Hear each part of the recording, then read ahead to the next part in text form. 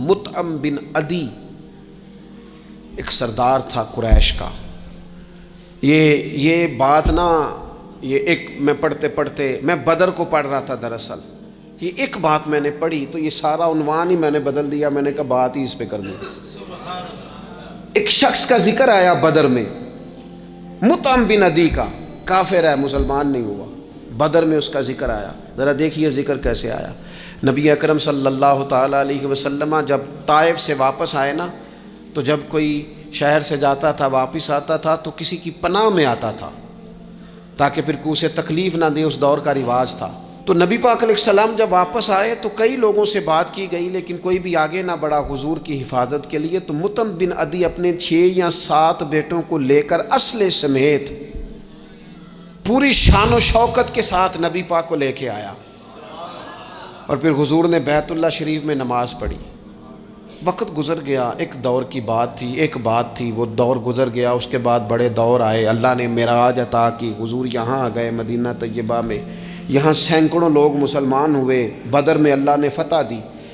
جب بدر کے قیدیوں کی بات چل رہی تھی نا، یہ جو لوگ قیدی ہو کے ہیں انہیں کس طرح چھوڑنا ہے، تو بڑے بڑے سردار مکے کے تیار تھے سفارش کے لیے آنے کے لیے کہ ان قیدیوں کو چھوڑ دیا جائے. یہاں بھی مشورہ ہو رہا تھا کیا کرنا ہے، قتل کر دیا جائے ان کفار کو، یہ بھی مشورہ تھا.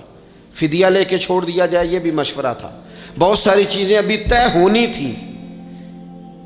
تو ان ساری باتوں کے بیچ اچانک کیفیت بدلی. صحابہ کہتے ہیں باتیں ہوتے ہوتے ایک نیا رخ بات نے اختیار کیا. محبوب کریم اچانک فرمانے لگے آج اگر مطعم بن عدی زندہ ہوتا، کیونکہ وہ فوت ہو گیا تھا، کہا آج اگر مطعم بن عدی زندہ ہوتا اور وہ مجھ سے آ کے کہتا ان قیدیوں کو چھوڑ دے، تو حضور فرماتے ہیں میں دیر نہ کرتا، فوراً ہی چھوڑ دیتا. چونکہ مجھے اس کی وہ نیکی یاد ہے. اس نے وہ جو اس وقت میرے ساتھ رویہ رکھا مجھے بھولا نہیں. اپنی زندگی کو احسان مند بنائیں.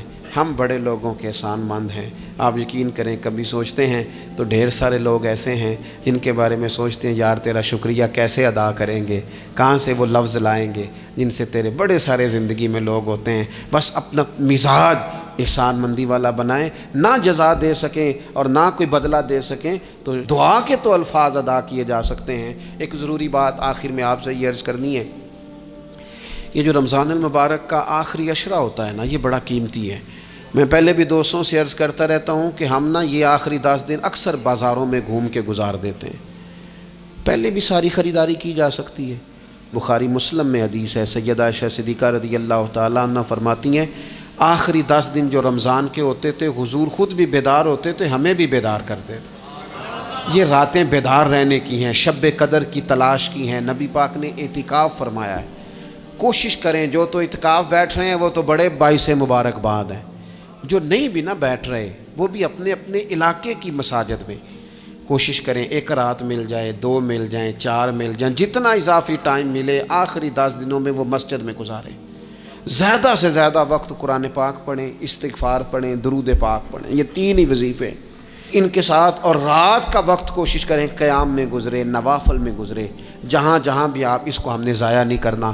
یاد آتی ہے تو آنسو بھی نکلتے ہیں، دعا بھی نکلتی ہے. تھے کچھ لوگ پچھلے سال جو اس سال موجود نہیں ہیں. وقت تیزی سے گزر رہا ہے تو یہ سعادتیں بڑی قیمتی ہیں، ان کو ضرور حاصل فرمائیں.